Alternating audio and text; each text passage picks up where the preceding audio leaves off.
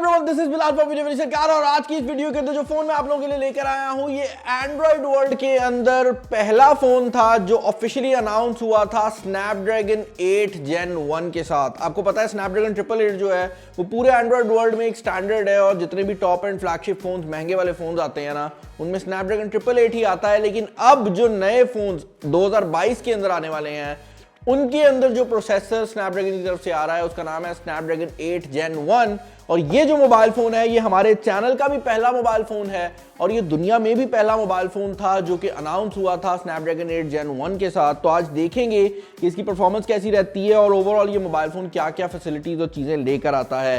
Having said that मैं ये बात क्लियर कर दूं कि ये मोबाइल फोन जब अनाउंस हुआ तो सबसे पहला फोन था जिसके अंदर ये प्रोसेसर अनाउंस हुआ, लेकिन मार्केट के अंदर आने वाला जो पहला फोन था वो मोटोरोला ने लॉन्च कर दिया। तो बेसिकली अनाउंसमेंट इसकी पहले आई थी लेकिन उसके बाद काफी और कंपनी ने अनाउंसमेंट कर दी और जब तक ये लॉन्च हुआ है एक दो फोन मार्केट के अंदर आ चुके थे जो कि इस प्रोसेसर के साथ आ रहे थे। तो मार्केट के अंदर ये थोड़ा डिले से आया है। अब I don't know the exact reason behind it, लेकिन ये Xiaomi की Xiaomi 12 सीरीज का फोन है और इसका नाम है Xiaomi 12 और ये एक काफी कॉम्पैक्ट डिवाइस है। इसका साइज छोटा है as compared to what other flagships are offering, जिसकी वजह से ये उन लोगों को भी काफी हद तक सेटिस्फाई करेगी जो कि बहुत बड़े बड़े फोन्स कैरी नहीं करना चाहते। इसका वेरिएंट जो हमारे पास यहाँ पर मौजूद है वो 8GB रैम 128GB स्टोरेज के साथ आ रहा है, लेकिन इसका एक 12GB वाला वेरिएंट भी आता है। वो हमें मिल नहीं सका तो हमने 8GB वाले वेरिएंट से गुजारा करने का फैसला किया है। अभी के लिए ये mobile phone China only device है, जिसका मतलब ये है कि ये जो वेरिएंट मेरे पास मौजूद भी है ये भी चाइना ओनली डिवाइस वाला वेरिएंट ही है। और आप देख सकते हैं इसमें यहाँ पर सारी चाइनीज़ लिखी हुई है।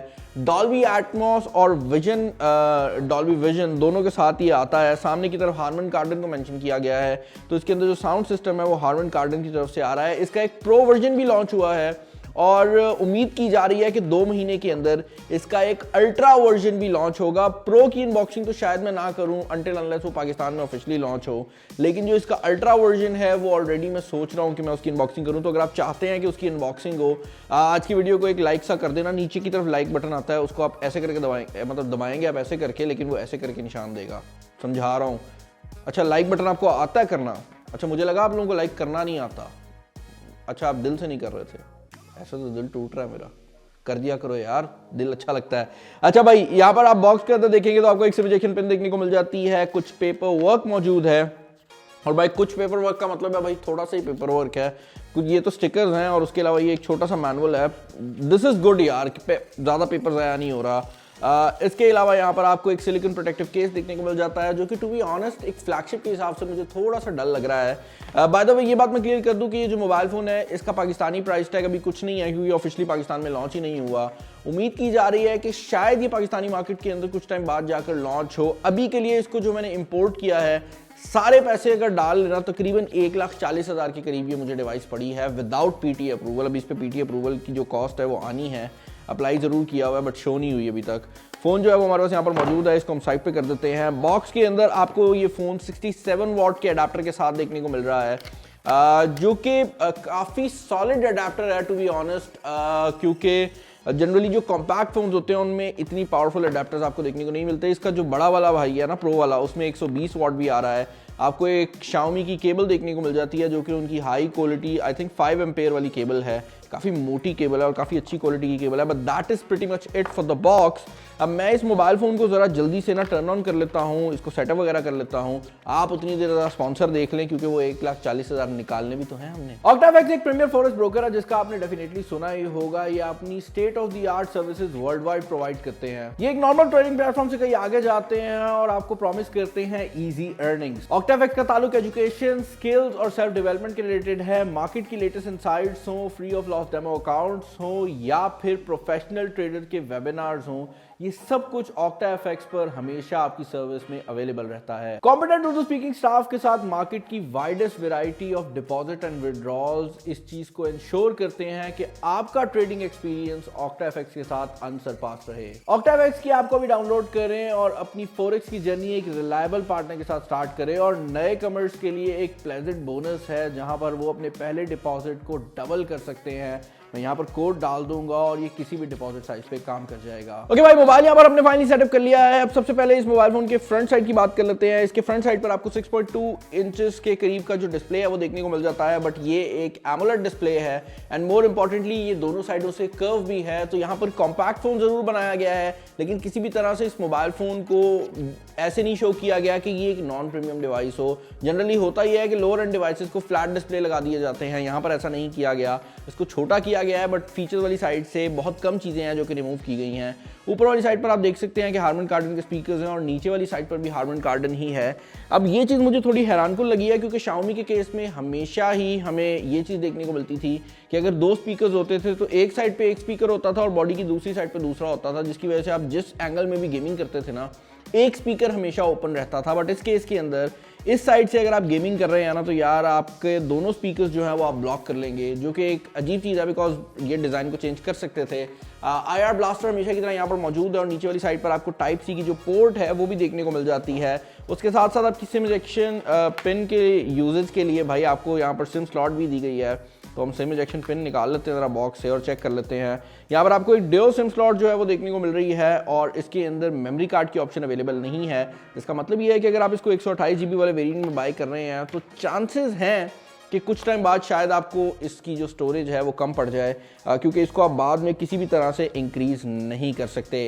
अदर देन दैट एक चीज़ जो कि इंटरेस्टिंग है वो ये है कि यहाँ पर जो डिस्प्ले लगाया गया है ये 12 बिट डिस्प्ले है, जो कि एक बड़ी बात है ऑन पेपर अगर आप देखते हैं, क्योंकि इसका जो डिस्प्ले है वो ज़्यादा कलर्स डिस्प्ले कर सकता है as compared to other devices. लेकिन देन अगेन अगर आप रियलिटी में बात करते हैं ना, तो यार मुझे कोई ख़ास फ़र्क फील हो नहीं रहा। लेकिन अच्छी बात है कि उन्होंने इंक्लूड किया है, तो मतलब उस चीज़ को प्रमोट ज़रूर करना चाहिए अगर कोई कंपनी कोई नया काम करती है। बट मुझे कोई ख़ास ज़्यादा फ़र्क इसके अंदर फील नहीं हुआ।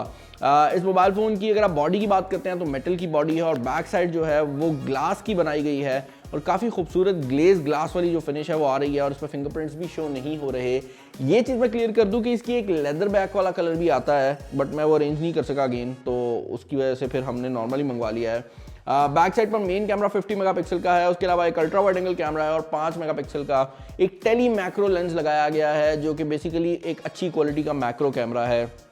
And that is pretty much it as far as the design is concern. एक छोटी सी डिटेल जो मैं यहाँ पर इंक्लूड करना चाहूँगा वो ये है कि इसकी ये जो लाइट है ना, इसके बिल्कुल नीचे एक सेंसर लगाया गया है, जो कि आपके कैमरा के अंदर अगर आप किसी लाइट की तस्वीर बना रहे हैं तो जो फ्लिकर आता है ना उसको रिमूव करता है, उसको ऑटोमेटिकली डिटेक्ट करता है और उसके बाद उसको रिमूव करता है। तो ये एक छोटी सी इंक्लूजन है जो कि मुझे काफ़ी ज़्यादा डिसेंट लगी है।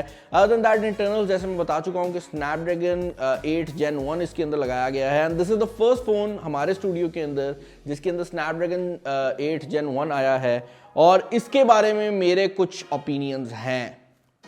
बेसिकली यार ये मोबाइल फ़ोन जब लॉन्च हुआ है ना, तो इस मोबाइल फ़ोन की जितनी भी मार्केटिंग की गई है ना, उसके अंदर Xiaomi ने ये बात बताई है कि AnTuTu के ऊपर इसका जो स्कोर है वो 1 मिलियन से ऊपर आता है। अनफॉर्चुनेटली मेरे टेस्ट जितने भी गए हैं यहाँ पर उनमें कहीं पर भी ये 1 मिलियन को टच नहीं कर सका। इनफैक्ट इसका स्कोर काफ़ी कम आया है, इसका स्कोर तकरीबन 7,60,000 के करीब है।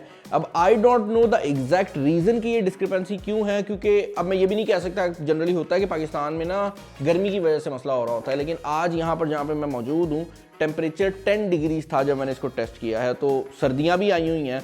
तो आई don't know the exact reason कि इसके पीछे रीज़न क्या है। एक और चीज़ जो कि मुझे बिल्कुल समझ नहीं आई वो ये है कि जब मैंने AnTuTu इस पर रन किया है तो ये अराउंड 50 डिग्रीज तक वार्म हो गया था, जो कि मेरे हिसाब से बहुत ज़्यादा टेम्परेचर होता है किसी भी सेलफोन के लिए और उसकी वजह से इसने ओवर हीटिंग की वार्निंग भी एक दफ़ा दी है। तो आई एम नॉट श्योर कि इसके पीछे AnTuTu का कसूर है, इसके पीछे Xiaomi की ऑप्टिमाइजेशन कहीं पे कम है या स्नैपड्रैगन की ऑप्टिमाइजेशन कम है। बट ये चीज़ जो है ना मेरे लिए कंसर्निंग है कि एक नई जनरेशन का जो प्रोसेसर है वो इतनी ज़्यादा हीट दे रहा है और ये हीट हमने कभी इससे पुरानी जनरेशन में भी नहीं देखी थी। वेट की अगर आप बात करते हैं तो मोबाइल फ़ोन काफ़ी लाइट वेट और काफ़ी मज़ेदार फील जो है वो प्रोवाइड करता है। वेट हम चेक कर लेते हैं, आई थिंक कि कोई 200 ग्राम के करीब तो होगा क्योंकि ग्लास बैक है। 184 ग्राम्स के करीब आपको ये मोबाइल फ़ोन देखने को मिल जाता है और अगर आप इसके ऊपर केस चढ़ा लेते हैं तो इसका जो वेट है वो थोड़ा सा बढ़ जाएगा ऑब्वियसली, और ये 201 ग्राम के करीब चला गया है। और ज़्यादातर लोग इसको केस में ही इस्तेमाल करेंगे, क्योंकि वैसे जो डेलिकेट फीलिंग है ना, वो मेरे हिसाब से जितने भी Xiaomi यूज़र्स हैं उनको मसला करेगी, क्योंकि ये लोग हार्डकोर यूज़र होते हैं। PUBG मोबाइल और PUBG न्यू स्टेट इसके ऊपर मैंने इंस्टॉल की थी, लेकिन दोनों गेम्स ही सर्वर एरर दे रही हैं, तो आई एम नॉट श्योर कि उसके पीछे एग्जैक्ट रीज़न क्या है। बट उस साइड से आपको टेंशन लेने की ज़रूरत नहीं है, ये दोनों गेमें मैक्सिमम सेटिंग के ऊपर इस मोबाइल फ़ोन के ऊपर चल जाती हैं।